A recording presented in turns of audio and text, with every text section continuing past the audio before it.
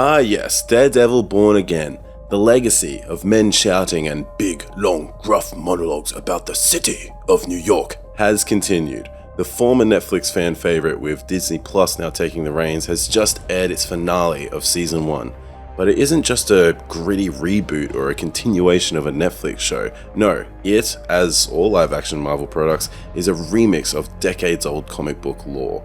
A revival and resurrection of the man without fear, the devil of Hell's Kitchen. But what bits did they pull from the comics? And how does Daredevil Born Again actually compare to its comic book inspirations? Let's dig into it today and look at the source, and hopefully you guys might pick up some new reading material as we go. Okay, let's start with one of the main components of this show, Wilson Fisk. From the jump, this is taken from the storyline Mayor Fisk from Daredevil Volume 1, issues 595 to 600. Well, at least that's where most of the show's content comes from. There are a lot of similarities that are ported straight over from these comics, like how you have moments with the New Yorkers and see how some people are actually agreeing with Fisk's political standpoints. You also have cops staging muggings to trap vigilantes. However, something else is done that elevates this story. Marvel goes political. And maybe this move might shock you, coming from a comic book company that had a blonde badass punching Hitler while dressed in the American flag back in the 40s. Maybe you thought that wasn't political.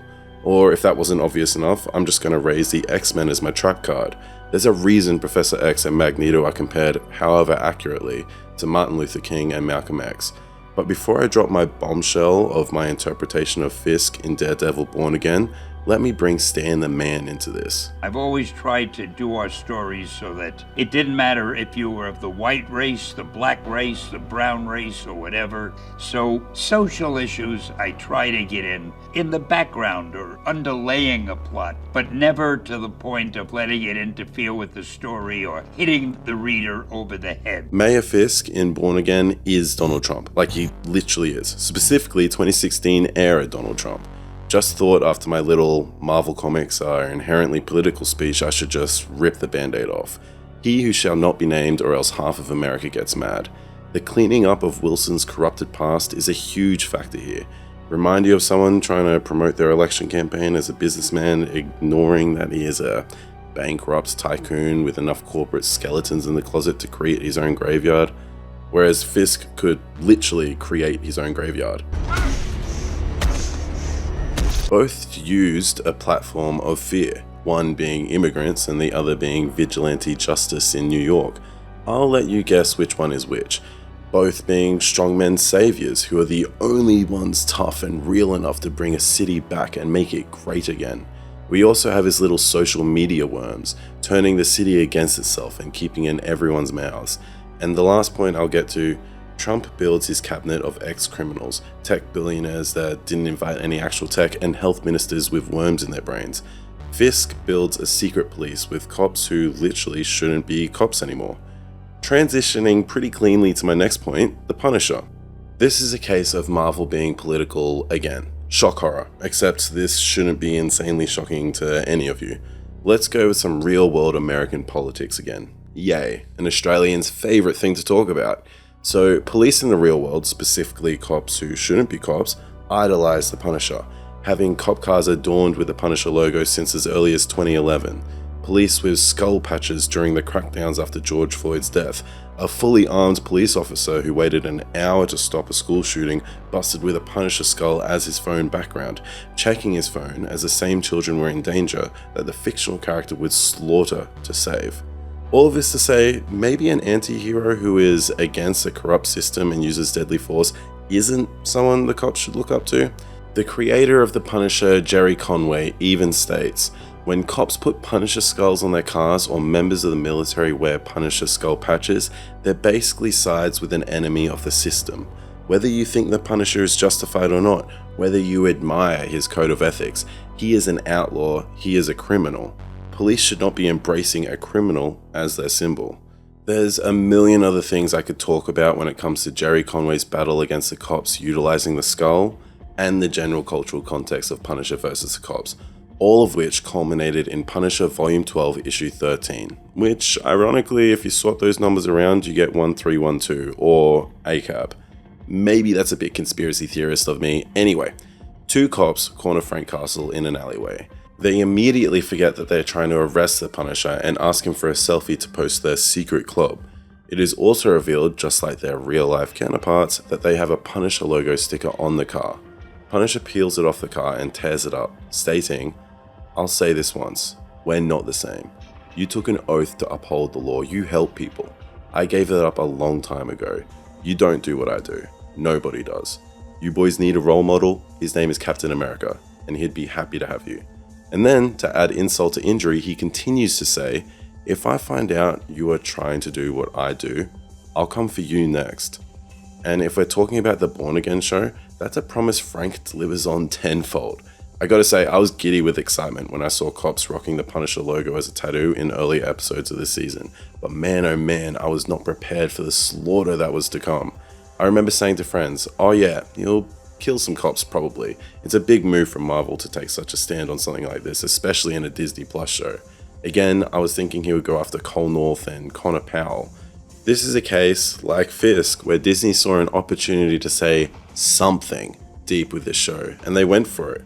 For anyone that has seen the season finale, it was gruesome, brutal, and unapologetic. Instead of a rip sticker, we have Punisher doing what he does best against some of New York's scumbags. And it wouldn't be a Daredevil breakdown without looking at Daredevil. However, the 1986 comic book arc Born Again doesn't really have many parallels to the Disney Plus show other than thematically and namesake. For example, in the comics, Karen sells Matt's identity for drug money. Fisk then, as a drug lord, not as Mayor Fisk, freezes his accounts, burns his home, just forces Matt to spiral into homelessness and paranoia. What comic runs I'm thinking Born Again pulls a lot more from is more modern stories like 2019's Daredevil Volume 6 Issue 1 story, No Fear, by Chip Zdarsky, as well as the previously mentioned 2017's Mayor Fisk. In No Fear, Matt is healing from his previous adventures and is incredibly out of practice. He hit a patrol and is almost beat to death by just some stock standard robbers. As he struggles to find his swing of things, he accidentally kills one of the robbers.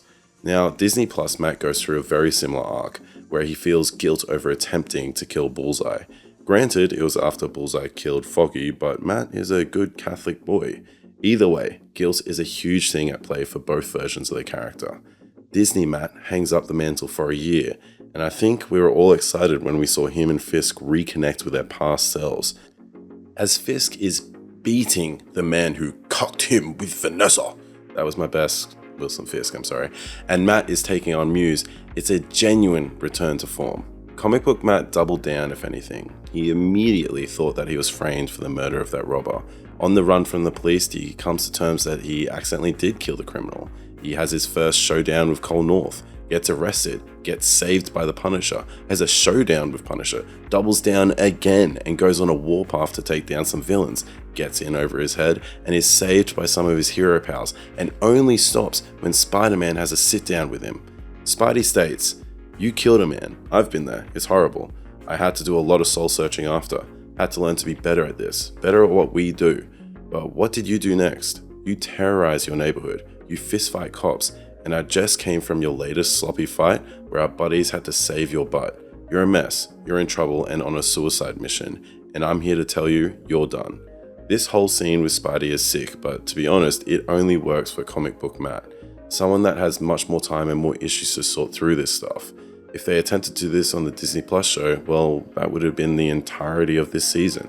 For a fairly common criticism of this season being that we don't get much from Matt in the second half, I think that actually works to its benefit. Matt's character doesn't need to change much once he embraces being Daredevil again. Similar to how Captain America doesn't really go through character development, more so he stands by the river of truth and lets the plot mold around his very strict ethos. This version of Matt Murdock is being positioned to be very similar. I mean, he's always had an element of that with his Catholic faith, but the show just puts him next to these morally corrupt characters like Fisk and Bullseye and Punisher, and even his dodgy current girlfriend, Heather. So next to this cast of characters, Matt Murdock looks like a literal saint.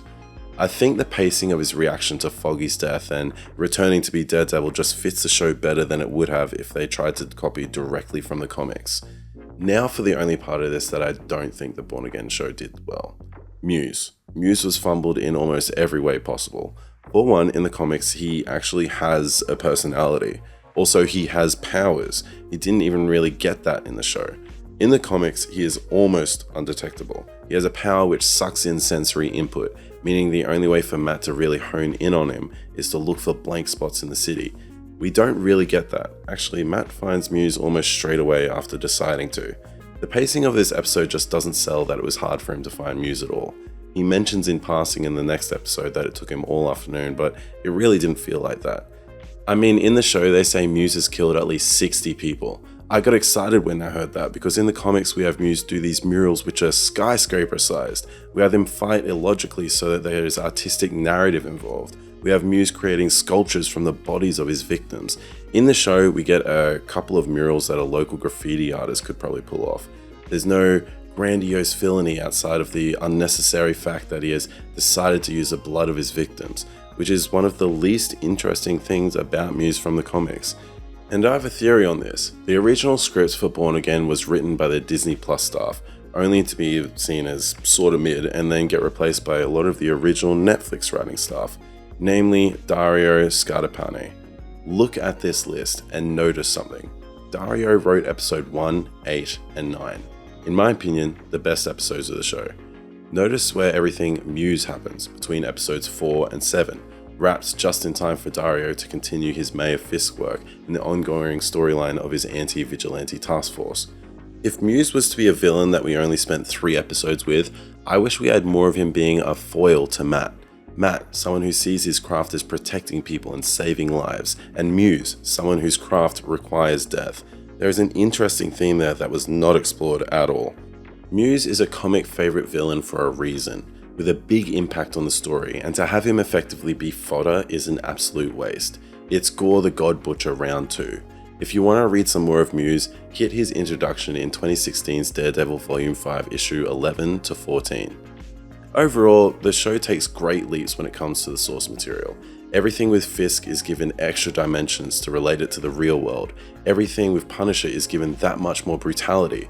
I for one love seeing the difference in fighting style at the end of episode 9 as the cops burst into the apartment.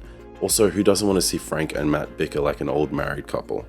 You know you're a wall-to-wall asshole. Power goes out, you got nothing to make a goddamn pot of coffee in this house. Well, not everyone lives in a fallout shelter, Frank. Is that a new costume? What do they call you now? Nightgown man? Matt's pacing makes perfect sense for the character, and as Matt delves deeper into his Daredevil persona, his relationship with Heather gets more and more strained. Conversely, when Fisk gets deeper into his Kingpin persona, him and Vanessa get closer and closer, almost blurring the lines between the two people. The show has extremely political themes that most other shows would bash you over the head with and then get accused of being woke. However, Born Again doesn't let it get in the way of good storytelling, a good narrative, and great character beats. I haven't even touched on Bullseye, and I have no doubt that he will play a huge part in the story to come. Actually, if you want to know where I think the story's going, with Wilson's Safer Streets initiative, Season 2 is setting the chessboard up to be a great version of Chip Zdarsky's Devil's Reign. Basically, all the New York heroes are criminalized and have to team up to defeat Mayor Fisk. If you're going to do any reading in preparation for Season 2 of Born Again, please catch yourself up on the Mayor Fisk arc and then continue straight into Devil's Reign, which also has some great tie-ins from other heroes' perspectives. Dario Scardapani's writing in episode 8 and 9 was perfect for this and gave the show much needed direction. That's not to say the other episodes were fumbled outside of Muse, but episode 9 was a work of art. And that's not just because we got Radiohead playing within the outro. The only nitpick I will say is with our last scene with Daredevil. We see what we can only assume is his team going to fight Mayor Fisk in Season 2. It's Karen, Josie the bartender, and some cops. Look at the team Daredevil assembled in the comics. Notice something about these heroes? Other than it's a great cast of some of New York's most iconic superheroes, but Echo, Misty Knight, Jessica Jones, Spidey, Iron Fist, Moon Knight, and Luke Cage all have live action portrayals and all the rights are owned by Disney. They have an opportunity to do something amazing here for Season 2. At least Punisher will be back from the post-credit scene that we get, and from the live set leaks for Season 2, we know we finally have Daredevil sporting some double Ds on his chest.